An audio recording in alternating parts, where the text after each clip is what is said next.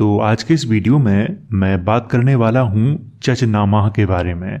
आप लोगों ने चचनामा का नाम जरूर सुना होगा। कहते हैं कि बौद्ध साधुओं की गद्दारी के कारण सिंध के राजा दाहिर को पराजय का सामना करना पड़ा था। इसमें कितनी सच्चाई है, इस वीडियो में विस्तार से उस पर बात करेंगे। साथ में ये भी बताएंगे कि राजा दाहिर ने अपनी बहन से विवाह क्यों किया था। मैं इस वीडियो में अरबों की सिंध विजय की जानकारी देने वाली किताब चचनामा का रिव्यू करने वाला हूँ। चचनामा में जो कुछ लिखा है और जैसा भी लिखा है वो सब मैं आपके साथ इस वीडियो में शेयर करने वाला हूँ। जिन लोगों को लगे कि मैंने कुछ गलत बताया है उनके लिए डिस्क्रिप्शन बॉक्स तथा कमेंट बॉक्स में चचनामा की लिंक दी गई है, किताब मंगवाकर पढ़ सकते हैं।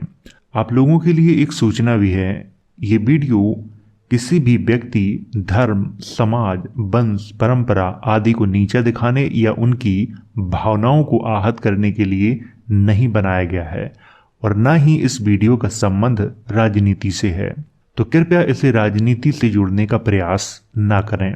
आइए इस वीडियो की शुरुआत करते हैं।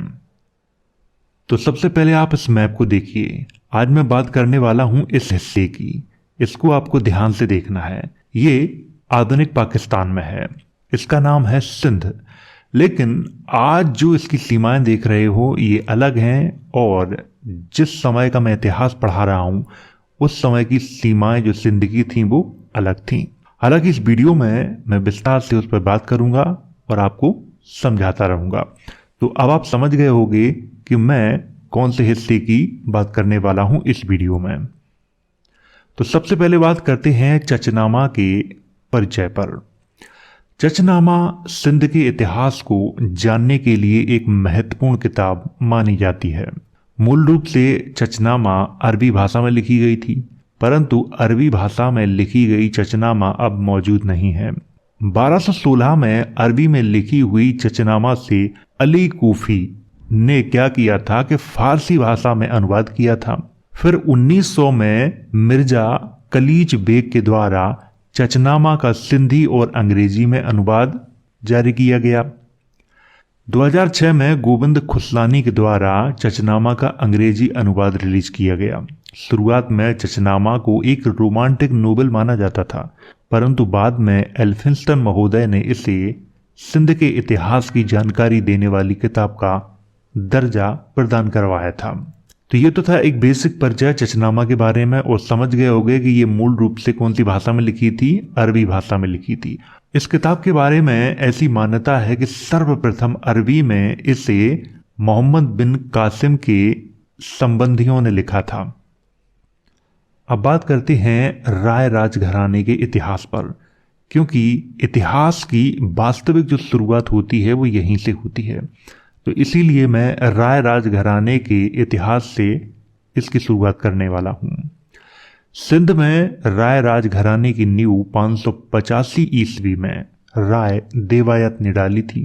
राय राजघराना बौद्ध धर्म का अनुयायी था, इसीलिए इस घराने को बुद्ध घराना भी कहा जाता है।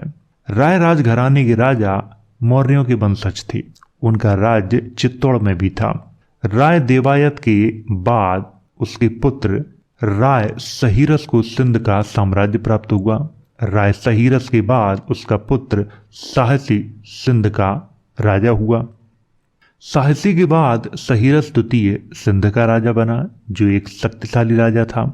सहीरस द्वितीय के शासनकाल में सिंध की सीमाएं पूर्व में कश्मीर, पश्चिम में मकरान, दक्षिण में देवल को आधुनिक कराची के नाम से भी जाना जाता है। आपको ये ध्यान रखना है क्योंकि देवल की बार बार इस वीडियो में चर्चा होगी। उत्तर में करदान की पहाड़ियों तक फैली हुई थी। सहीरस द्वितीय ने अपने राज्य को 5 सूबों में विभाजित किया था। नंबर 1, सेवस्तान।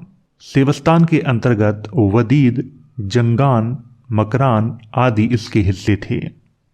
नंबर 2, कलंदा, और कुछ इतिहासकारों ने इसको इसकलंदा भी लिखा हुआ है, आपको ये ध्यान रखना है। इसके अंतर्गत भाटिया, देवहपुर, झाझौर, सवारा आदि इसके हिस्से थे। नंबर 3, ब्राह्मणबाद। इसके अंतर्गत नैरूणकोट, देवल, लोहाना, समह, लाखा इसके हिस्से थे। नंबर 4 करदान, इसके अंतर्गत पहाड़ियों वाला जो क्षेत्र था वो आता था। नंबर 5 मुल्तान, इसके अंतर्गत असहर, सकह, ताकिया आदि इसके हिस्से थे। उस समय सिंध की राजधानी अलौर में थी, जिसे अरोड़ के नाम से भी जाना जाता है। आपको यहाँ पे याद रखना है कि सिंध की राजधानी उस समय कहाँ थी, अलौर में थी। ये आपको याद रखना है विशेष तौर पे। सहीरस द्वितीय के बाद साहसी द्वितीय सिंध का राजा हुआ। सिंध की जनता उसे बहुत पसंद करती थी। राय साहसी का एक बुद्धिमान प्रधानमंत्री था जिसका नाम था राम। राय साहसी राम पर बहुत भरोसा करता था। उसने अपने व्यक्तिगत कार्यों की जिम्मेदारी भी उससे दे रखी थी। एक दिन राम से मिलने एक चच नाम का ब्राह्मण आया। कहानी यहां से शुरू होती है। राम को देखते ही वह अत्यधिक प्रशंसा करने लगा। राम ने उस ब्राह्मण से कहा, भला मैं आपके लिए क्या कर सकता हूं। ब्राह्मण ने कहा, मैं आपके साथ रहकर आपकी सेवा करना चाहता हूं। राम ने उसके बारे में पूरी जानकारी ली। ब्राह्मण ने बताया, मेरे पिता गांव के पुजारी हैं, उनका नाम सेलाइज है। उनकी सहायता मेरे बड़े भाई चंदर करते हैं। राम ने उसकी बातों पर भरोसा करके उसे अपना सहायक बना लिया। कुछ समय उपरांत राम की उम्र ढलने लगी। राम का पूरा कार्यभार चच संभालने लगा। राजा भी उस पर भरोसा करने लगा। कुछ समय बाद राम की मृत्यु हो गई। राम की मृत्यु के बाद राजा साहसी ने चच को ही अपना प्रधानमंत्री बना लिया। प्रधानमंत्री बनते ही उसने षड्यंत्र शुरू कर दिए। आम जनता में राजा के प्रति अफवाहें फैलने लगी। चच ने धीरे धीरे अपने विश्वास पात्र लोगों को राजा के यहाँ काम पर रखना शुरू कर दिया। इस तरह से उसके समर्थकों की संख्या बढ़ने लगी और जो सूबेदार राजा के विश्वास पात्र थे उन्हें षड्यंत्र पूर्वक राजा के मन में उनके प्रति द्वेष भरकर निकलवा दिया। चच इतनी प्यारी भाषा बोलता था कि राजा उसे अपना सबसे वफादार प्रधानमंत्री मानता था। चच की रानी सोहंदी से अच्छी बनती थी क्योंकि वह रानी को राजकाज के सभी कार्यों की जानकारी देता था। दोनों के मध्य प्रेम संबंध हो गया। चच ने इसका पूरा लाभ उठाया। उसने रानी से कहकर अपने विश्वास पात्र व्यक्तियों को सूबेदार बनवा दिया। जनता में उसकी चर्चाएं होने लगीं। लोग राजा से ज्यादा चच को पसंद करने लगे। चच ने जनता में गुप्त संदेश भिजवाए ताकि जनता आकर राजा से अपील करे कि अब आप वृद्ध हो गए हैं, यानी बूढ़े हो गए हैं और आपको कोई संतान भी नहीं है, इसीलिए चच को राजपाट की जिम्मेदारी सौंप दी जाए। क्या हुआ कि चच का ये षड्यंत्र काम नहीं आया। उसने विवश होकर रानी के साथ मिलकर क्या किया कि राजा के भोजन में थोड़ा थोड़ा विष यानी कि जहर देना शुरू करवा दिया, जिससे राजा बीमार रहने लगा। राजकाज की पूरी जिम्मेदारी चच के पास आ गई। उसने इस सुनहरे अवसर का खूब लाभ उठाया। जनता के बीच अपनी पैठ मजबूत कर ली।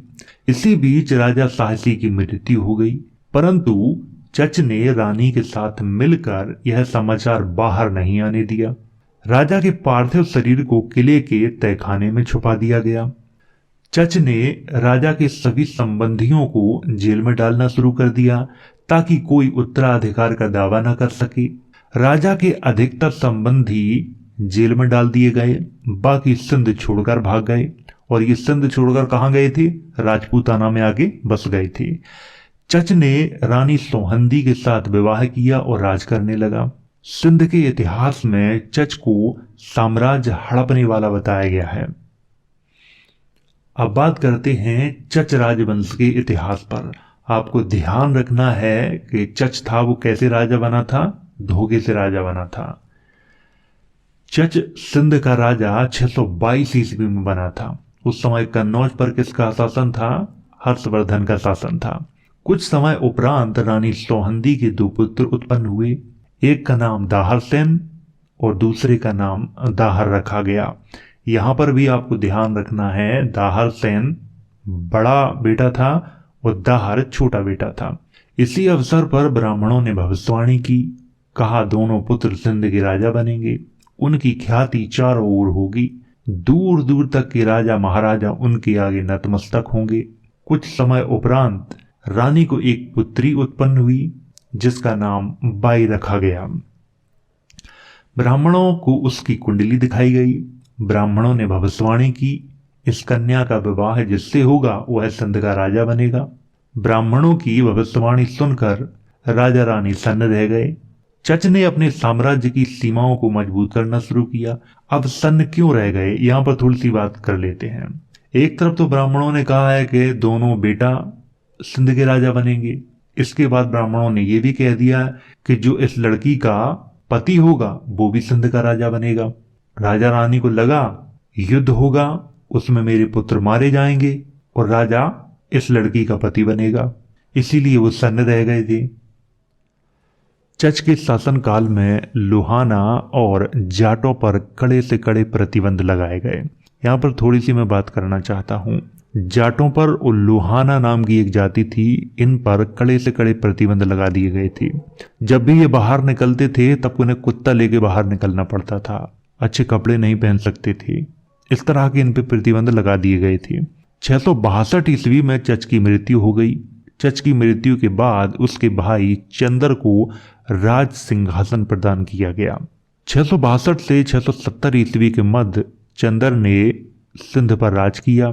670 में चंदर की मृत्यु के बाद सिंध के राज सिंहासन की जिम्मेदारी चच के छोटे पुत्र दाहर को दी गई। दाहर ने क्या किया कि अपने बड़े भाई दाहर सेन को ब्राह्मणवाद का सूबेदार बनाया। सिंध के सभी सूबों में ब्राह्मणवाद सबसे महत्वपूर्ण था। राजा दाहर ने अपना प्रधानमंत्री बुद्धमान नाम के एक व्यक्ति को बनाया जो बहुत ही तर्कशील व्यक्ति था। बुद्धमान कुछ इतिहासकारों ने नाम लिखा हुआ है, कुछ इतिहासकारों ने बुद्धिमन नाम लिखा हुआ है। ये मैं आपको यहाँ पे पहले ही बता रहा हूँ।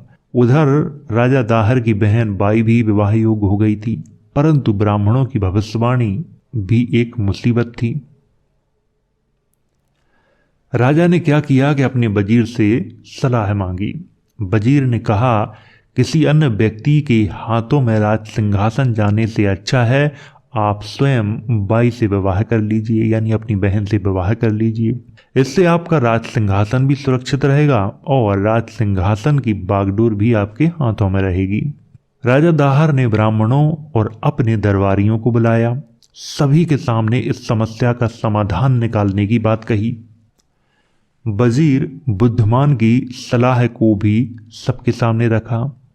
विवाह संबंधी घटना का जिक्र चचनामा के अतिरिक्त तारीख ए मासूमी नामक किताब में भी किया गया है।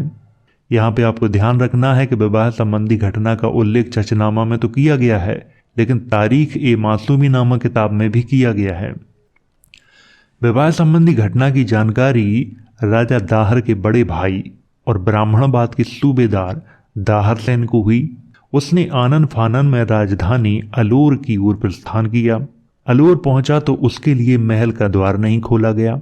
दाहर सेन विवश होकर ब्राह्मणवाद लौट आया। कुछ दिनों के उपरांत राजा दाहर ने एक पत्र के साथ अपना दूत ब्राह्मणवाद भेजा। पत्र में क्षमा याचना की बात कही गई थी। दाहर सेन ने पत्र के माध्यम से ही अपने छोटे भाई राजा दाहर को कहा, ब्राह्मण वंश पर इतना बड़ा कलंक लग गया है कि यह सोच सोच कर मैं व्याकुल हो रहा हूं। मृत्यु के उपरांत भी मेरा उद्धार नहीं हो पाएगा। इसके कुछ समय बाद ही दाहर सेन की मृत्यु हो गई थी। शायद वो ये सदमा बर्दाश्त नहीं कर पाए थे कि उनके छोटे भाई जो सिंध के राजा थे, जिनका नाम था दाहर, उन्होंने अपनी ही बहन से विवाह कर लिया था। हालांकि इस घटना को कुछ इतिहासकार नकारते हैं, लेकिन इस घटना का सिंध के इतिहास में बार बार जिक्र किया जाता है। ये घटना सही है या नहीं है, इसकी कोई भी व्यक्ति पुष्टि नहीं कर सकता। आइए आगे बात करते हैं। अपने बड़े भाई की मृत्यु के बाद राजा दाहर ने क्या किया कि ब्राह्मणवाद को अपने अधीन करके अपने बड़े भाई की विधवा से विवाह कर लिया। ये भी एक बहुत बड़ी गलती थी। राजा दाहर का पूरे सिंध पर एक छत्र राज्य स्थापित हो गया था। उसे रोकने वाला पूरे सिंध में कोई नहीं था। उसी समय एक अरब सेनापति मोहम्मद अलाफी 500 सैनिकों के साथ सिंध में आया और राजा दाहर से शरण मांगी। राजा दाहर ने उसे शरण दी तथा उसने क्या किया कि राजा दाहर के साथ मिलकर सिंध विरोधी राजाओं को परास्त किया। आसपास के देशों में राजा दाहर और मोहम्मद अलाफी की दोस्ती के कसीदे पढ़े जाने लगे। राजा दाहर भी उसे अपना सच्चा और वफादार मित्र मानता था। राजा दाहर ने अपनी दोस्ती की मिसाल के तौर पर कुछ सिक्के जारी किए, जिस पर एक तरफ अपना नाम और दूसरी तरफ मोहम्मद अलाफी का नाम अंकित करवाया। राजा दाहर ने स्वयं को खलीफा के समान मान्यता दे रखी थी। उसी समय क्या हुआ कि सरादीप को श्रीलंका भी लिखा है कुछ इतिहासकारों ने। सरादीप से एक अरबी जहाज माल लेकर जा रहा था, जिसमें कुछ मुस्लिम महिलाएं थीं, दास थे और सोना चांदी भी था। तूफानी हवाओं के कारण क्या हुआ कि जहाज को देवल की ओर मोड़ दिया गया, परंतु रास्ते में ही समुद्री लुटेरों ने उस जहाज को लूट लिया और लूट की सारी जिम्मेदारी सिंध के राजा पर डाल दी गई। क्योंकि देवल बंदरगाह सिंध के राजा की सीमा में था, इसीलिए सुरक्षा की जो जिम्मेदारी थी वो सिंध के राजा की थी। इसकी खबर खलीफा को हुई। खलीफा ने सिंध के राजा को पत्र लिखकर सारा माल वापस करने को कहा। सिंध के राजा ने बड़ी विनम्रता से खलीफा के पत्र का जवाब दिया, आपका माल समुद्री लुटेरों ने लूटा है। समुद्री लुटेरे मेरी प्रजा नहीं है, उन पर मेरा अधिकार भी नहीं है। सिंध के राजा का जवाब सुनकर खलीफा वलीद को लगा कि एक काफिर राजा मेरे फरमान की अवहेलना कर रहा है। खलीफा वलीद बिन अब्दुल मलिक ने इराक के गवर्नर हज्जाज बिन यूसुफ को फरमान जारी किया। खलीफा का फरमान था कि सिंध को जल्द से जल्द इस्लाम का हिस्सा बनाया जाए। हज्जाज बिन यूसुफ एक खूंखार और रक्त पिपासु व्यक्ति था। उसकी जेलों में 20,000 से भी ज्यादा काफिर महिलाएं कैद थीं। हज्जाज बिन यूसुफ ने उन महिलाओं को अपने सैनिकों की हवस मिटाने के लिए रखा था। हज्जाज बिन यूसुफ को जैसे ही खलीफा का फरमान मिला, उसने सबसे पहले अपने गुप्तचर सिंध भेजे ताकि सिंध के बारे में जानकारी प्राप्त की जा सके। सिंध की जानकारी प्राप्त होने के बाद हज्जाज बिन यूसुफ ने सईद बिन असलम कलावी के नेतृत्व में सेना भेजी, परंतु उसे मकरान में ही असफलता का सामना करना पड़ा। इसके बाद हज्जाज ने बाजील और हारून के नेतृत्व में देवल पर आक्रमण करने के लिए सेना भेजी। राजा दाहिर को जब यह समाचार मिला तो उन्होंने अपने पुत्र जयसिंह को सेना लेकर भेजा। देवल के पास दोनों सेनाओं के मध्य युद्ध हुआ, जिसमें बाजील मारा गया। अरब सेना में भगदड़ मच गई। इस युद्ध में जयसिंह की विजय हुई। अरब सेना की हार के बाद नैरून कोट, ये एक स्थान का नाम है, और देवल के निवासियों में डर का माहौल पैदा हो गया। उन्हें लग रहा था कि अरबी दोबारा से आक्रमण जरूर करेंगे। अगर उनकी जीत हुई तो पूरे शहर में मारकाट करेंगे। इसकी खबर नैरून कोट के गवर्नर भंदरकन को हुई, जो एक समनी था, यानी कि एक बौद्ध साधु था। उसने हज्जाज बिन यूसुफ को पत्र लिखकर शांति समझौते की बात कही। यहां पर थोड़ी सी बात कर लेते हैं। इसी को इतिहासकार लिखते हैं कि एक बौद्ध साधु ने राजा दाहिर के साथ गद्दारी की, हज्जाज को पत्र लिखा, उससे उपहार लिए। यहां पर इतिहासकारों ने ये कहा है। खैर, जो भी हो, आगे बात करते हैं। काफी समय तक जीत का समाचार न मिलने पर खलीफा ने क्या किया कि हज्जाज को फटकार लगाई। अंततः हज्जाज बिन यूसुफ ने मजबूर होकर अपने चचेरे भाई के बेटे मोहम्मद बिन कासिम को सिंध विजय की जिम्मेदारी सौंपी। मोहम्मद बिन कासिम की सेना में 6,000 सीरियाई घुड़सवार, 6,000 ऊंट सवार सैनिक, 3,000 रसद वाले ऊंट। रसद वाले ऊंट का मतलब जिनमें खाने पीने का सामान है वो। कासिम सेना लेकर 710 ईस्वी में सिंध के लिए रवाना हुआ था।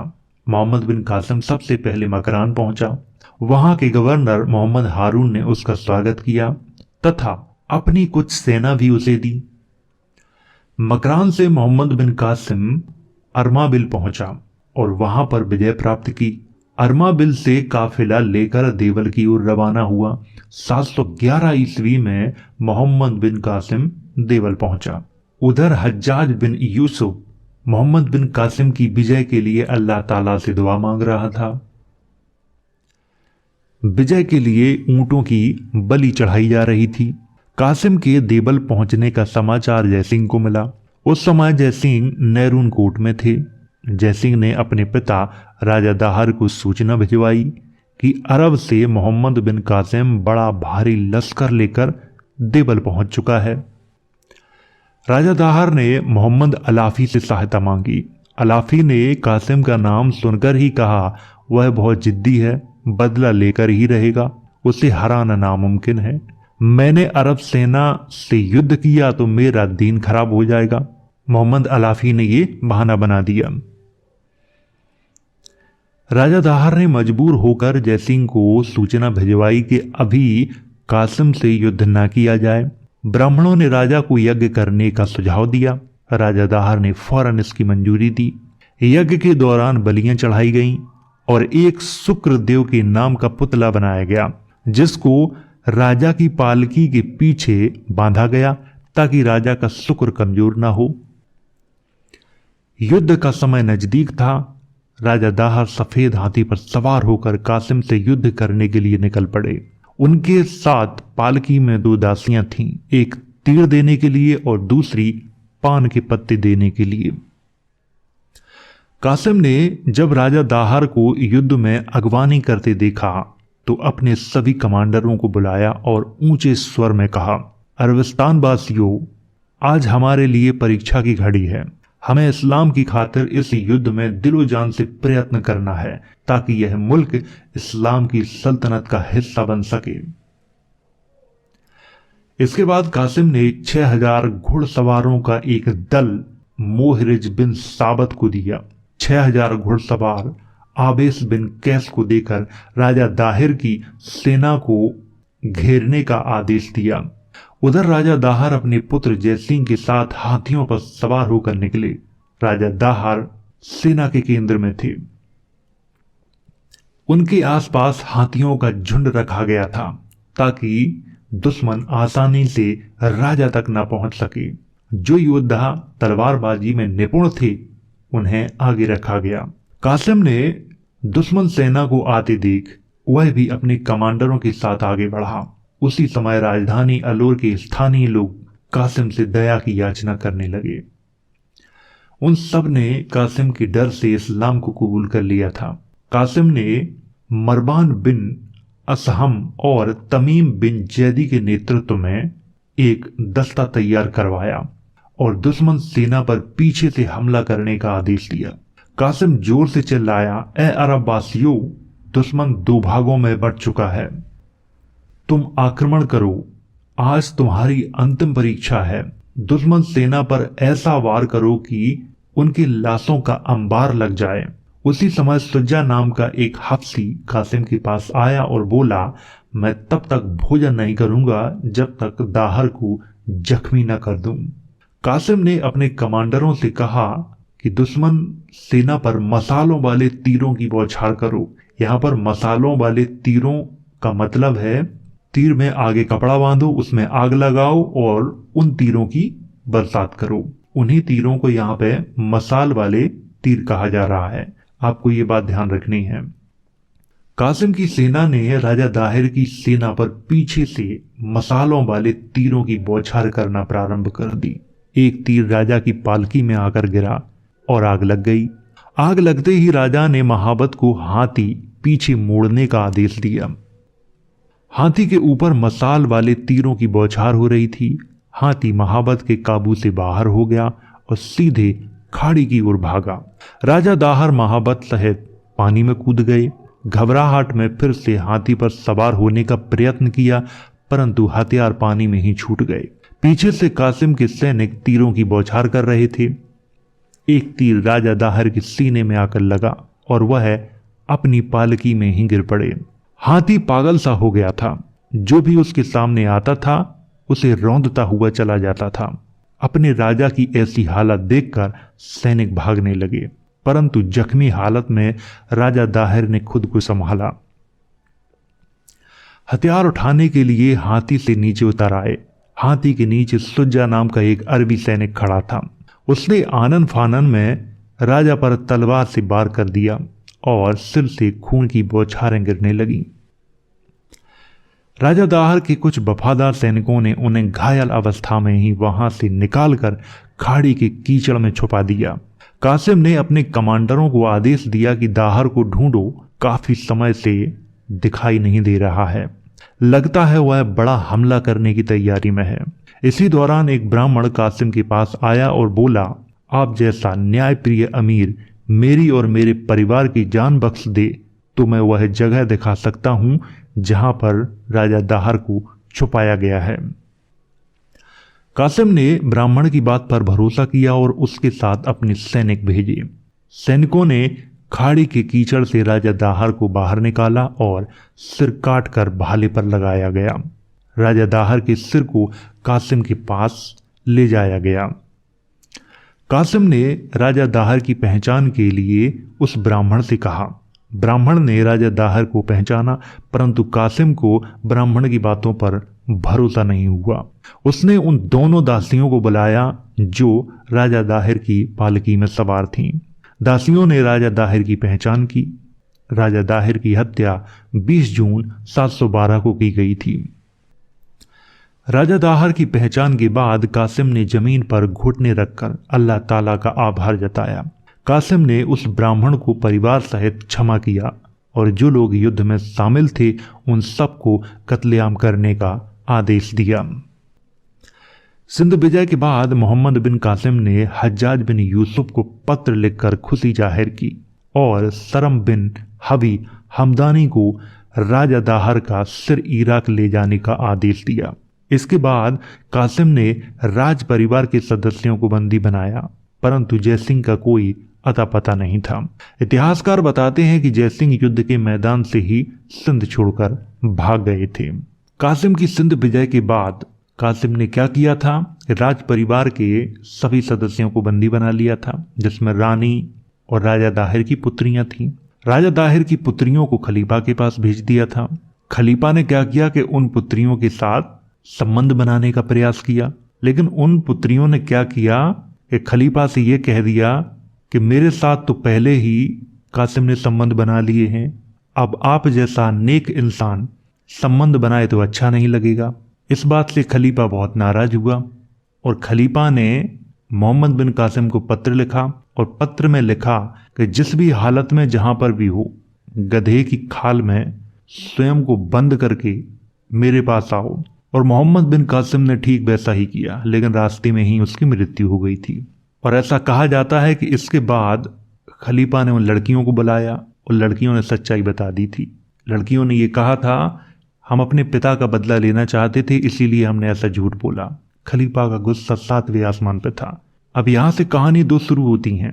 कुछ इतिहासकार कहते हैं कि दोनों लड़कियों को घोड़े के पीछे बांधकर पूरे शहर में घुमाया गया था और कुछ इतिहासकार कहते हैं कि उन्हें हाथियों से कुचलवा दिया गया था। खैर जो भी हो, अंततः सिंध में इस्लामी शासन की शुरुआत हो गई थी। चचनामा में जो कुछ लिखा था मैंने आपको बताया। इसमें मेरे कोई व्यक्तिगत विचार नहीं है और ना ही मैं अपने व्यक्तिगत विचार यहाँ पर रखना चाहता हूँ। चचनामा के अंग्रेजी अनुवाद में इस कहानी को लिखा गया है। कहानी बहुत अच्छी है। आप इतिहास मानो या ना मानो, बस कहानी समझ के इसे आप पढ़ो। और मैं इसको सिर्फ कहानी ही मानता हूँ क्योंकि इसमें बहुत सारे तथ्य ऐसे हैं जो दिमाग पे खरे नहीं उतरते हैं। मुझे लगता है कि अनुवादकारों ने थोड़ा थोड़ा इसमें मसाला प्रस्तुत किया है ताकि लोगों को पढ़ने में मजा आए। मैं तो आपको सलाह दूंगा कि चचनामा के अंग्रेजी और हिंदी अनुवाद दोनों को आप पढ़ें, बहुत अच्छी जानकारी आपको मिलेगी। तो वीडियो कैसा लगा जरूर बताइएगा। अगर वीडियो अच्छा लगा हो तो इसे लाइक करें, शेयर करें। वीडियो देखने के लिए धन्यवाद।